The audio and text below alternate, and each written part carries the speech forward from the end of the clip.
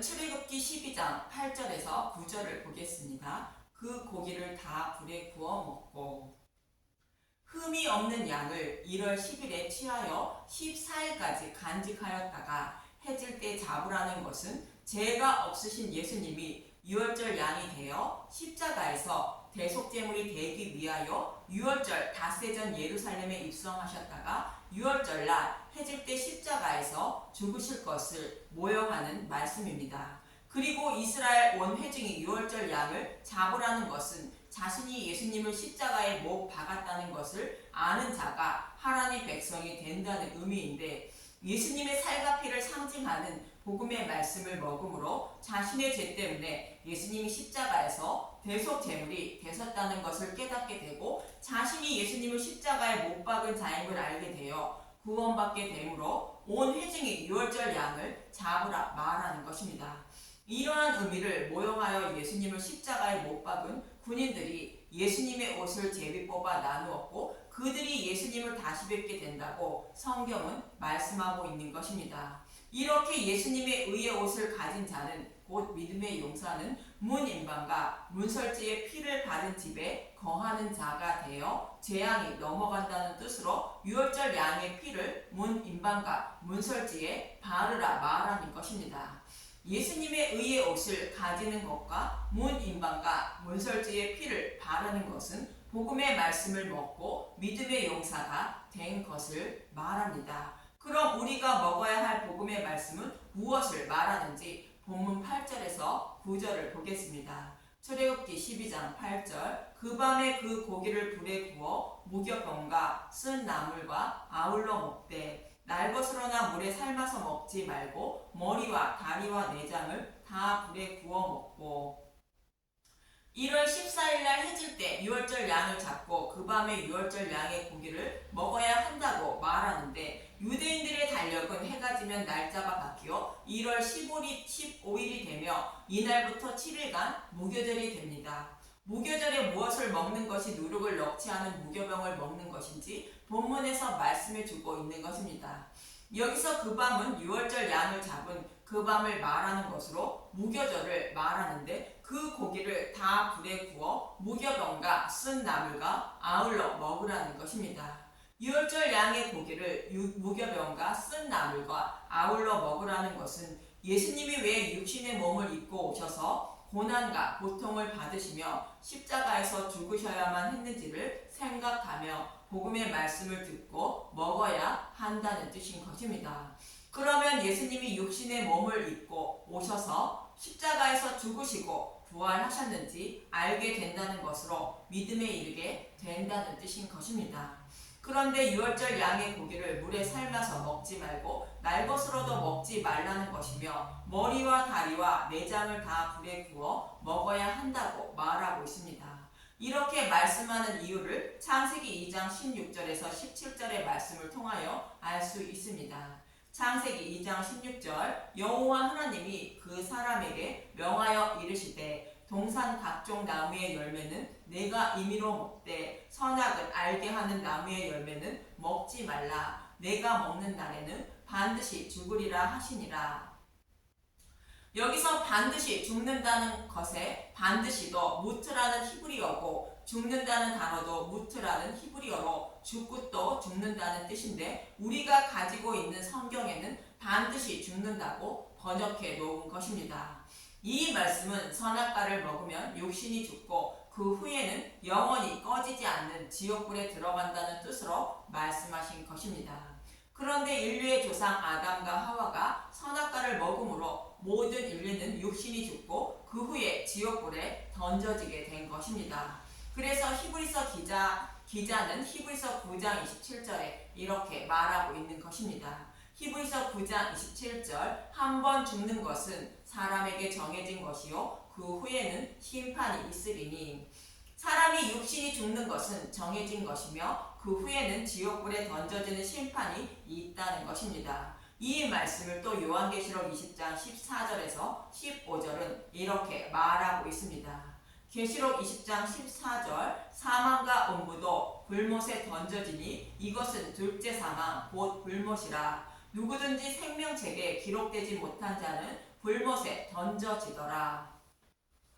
사람의 육신이 죽는 것은 첫째 사망이요 지옥불에 던져지는 것을 둘째 사망이라 말하는 것입니다.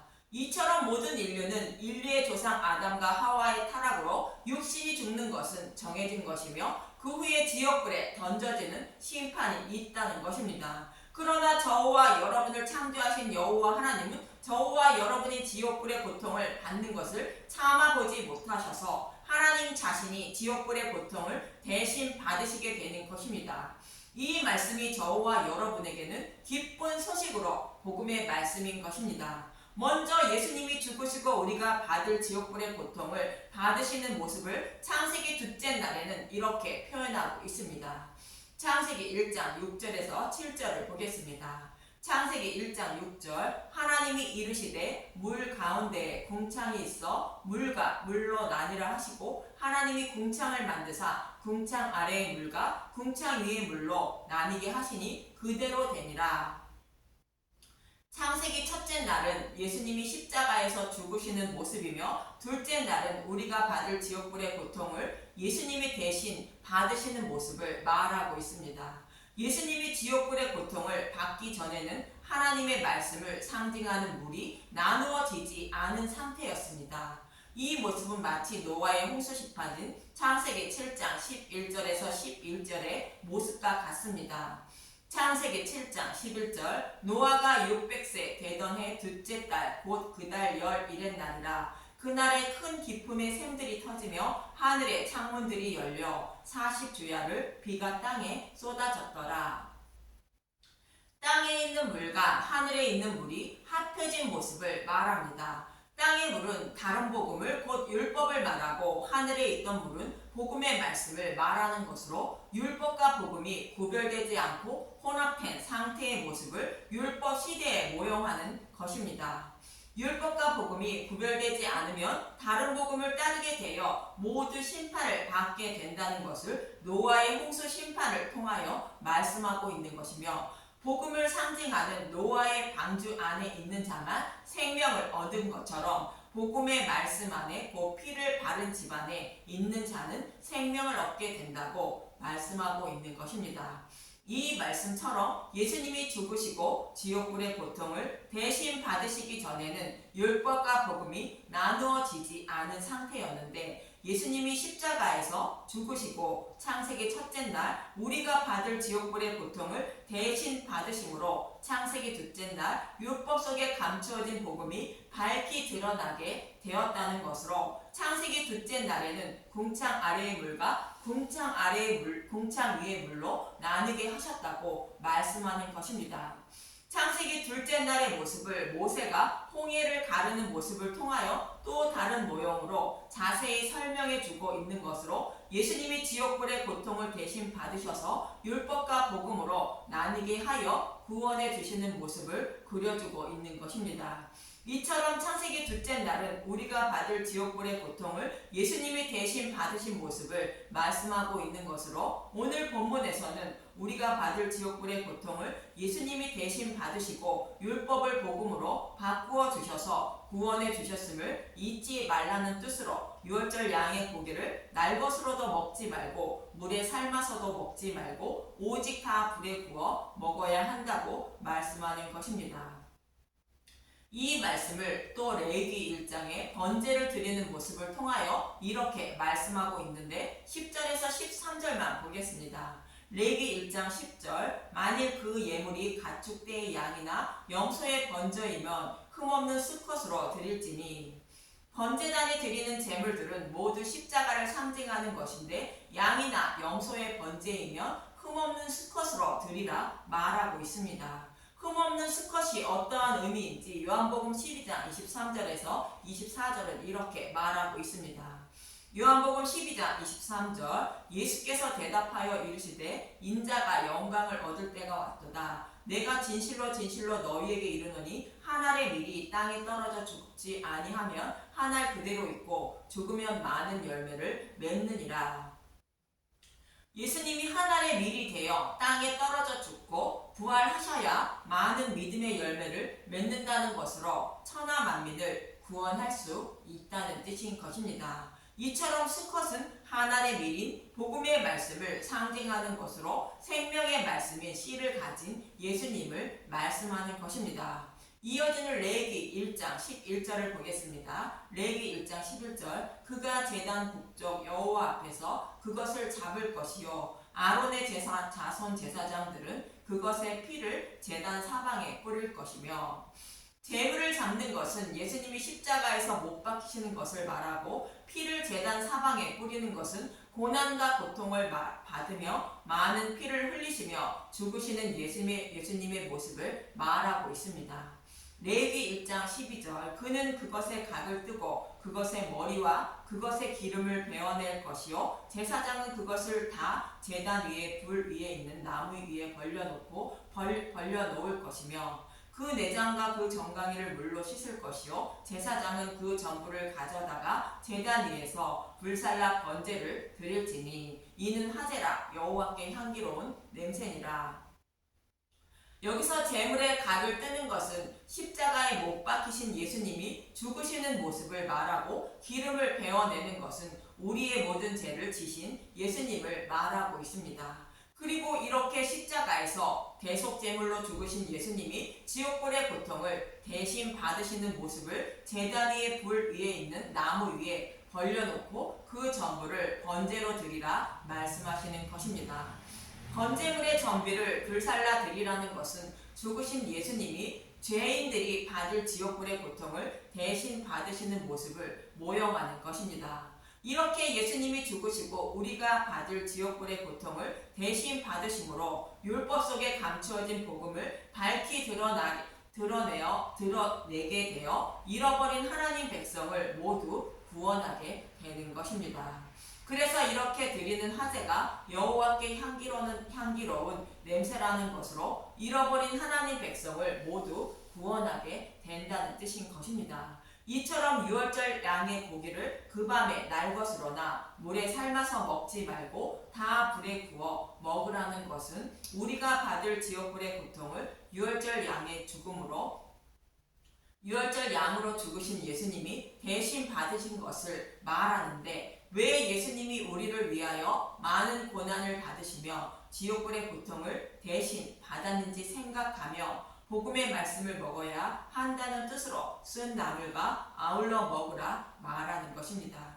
유월절 양의 고기를 다 불에 구워 먹으라는 것은 예수님은 마태복음 26장 26절에서 28절은 이렇게 말하고 있습니다.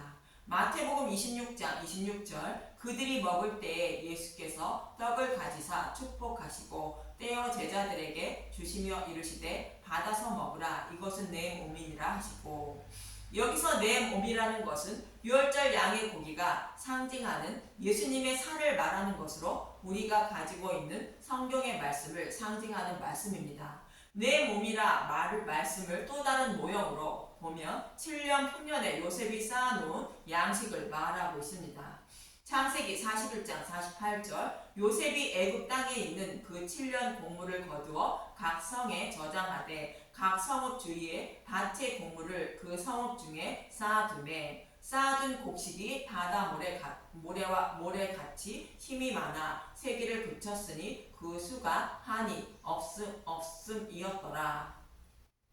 이렇게 요셉이 쌓아놓은 양식은 우리가 가지고 있는 성경의 말씀을 상징하는 것으로 예수님의 살을 상징합니다. 그럼 성경의 말씀 속에는 무엇이 담겨 있는지 이어지는 이 마태복음 26장 27절에서 28절을 보면 알 수 있습니다. 마태복음 26장 27절 또 잔을 가지사 감사기도 하시고 그들에게 주시며 이르시되 너희가 다 이것을 마시라 이것은 제사함을 얻게 하려고 많은 사람을 위하여 흘리는 바 나의 피 곧 언약의 피니라.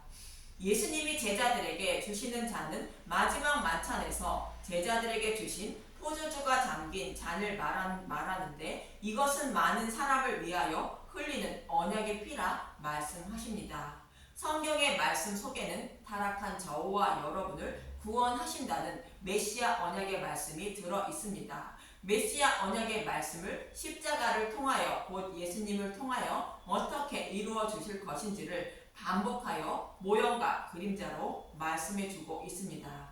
그리고 때가 참에 약속의 말씀대로 예수님이 오셔서 약속의 말씀대로 십자가에서 죽으시고 지옥불의 고통도 대신 받으시고 부활 승천하여 약속의 말씀을 다 이루어 주신 것입니다. 이 언약의 말씀을 다 이루어 주시는 예수님의 모습을 많은 사람을 위하여 흘리는 피, 곧 언약의 피라 예수님은 말씀하시는 것입니다.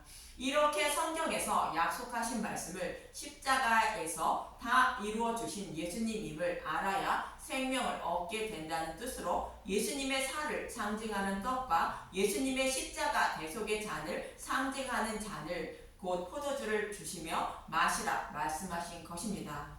요셉도 7년 흉년이 지나고 7년 흉년이 되자 요셉을 찾아온 형들에게 이렇게 말하고 있습니다. 창세기 42장 18절 사흘 만에 요셉이 그들에게 이르되 나는 하나님을 경외하노니 너희는 이같이 하여 생명을 보전하라. 너희가 확실한 자들이면 너희 형제 중 한 사람만 그 옥에 갇히게 하고 너희는 곡식을 가지고 가서 너희 집안에 굶주림을 구하고 너희 막내 아우를 내게로 데리고 오라. 그러면 너희 말이 진실함이 되고 너희가 죽지 아니하리라 하니 그들이 그대로 하니라. 요셉이 가지고 있는 양식은 우리가 가지고 있는 성경의 말씀을 상징합니다. 예수님의 살을 상징하는 말씀입니다. 그리고 베냐민을 데리고 오라는 것은 성경의 말씀 속에는 메시아 언약의 말씀을 십자가를 통하여 다 이루어 주신 말씀이 기록되어 있다는 것으로 그 약속의 말씀을 십자가를 통하여 다 이루어 주신 복음의 말씀을 먹어야 한다는 뜻이 베냐민을 데리고 오라 말하는 것입니다. 이것이 예수님의 십자가에서 흘리신 피로 언약의 피이며 누룩이 없는 말씀인 무교병인 것입니다. 이것을 먹어야 생명을 얻게 된다는 뜻으로 본문에서는 유월절 양의 고기를 다 불에 구워 먹어야 한다고 말씀하고 있는 것이며 예수님은 내 살을 먹고 내 피를 마셔야 생명을 얻게 된다고 말씀하시는 것입니다. 그리고 요셉도 이러한 의미로 양식을 사러 온 형들에게 베냐민을 데리고 오라 말한 것입니다. 그런데 유월절 양의 고기를 날것으로 먹는 것은 성경의 말씀을 문자 그대로 보고 하나님을 섬기는 것을 말하는 것으로 유대인들의 모습을 통하여 잘 말씀해 주고 있고 또 물에 삶아서 먹는 것은 성경의 말씀을 자신의 소견으로 해석하여 하나님을 섬기는 것을 말하는 것으로 예수님을 판 가룟 유다의 모습을 통하여 잘 말씀해 주고 있습니다. 이 모습이 누룩이 들어간 떡을 먹는 모습인데 다음 시간에 유교병에 대하여 말씀드릴 때 자세하게 말씀드리겠습니다. 저와 여러분은 오직 유월절 양의 고기가 상징하는 성경의 말씀을 모두 십자가로 풀어주는 말씀만 곧 무교병만 듣고 먹으셔서 유월절 양의 고기를 모두 불에 구워 먹는 분들이 되어 생명을 얻는 분들이 되시길 간절히 바랍니다. 감사합니다.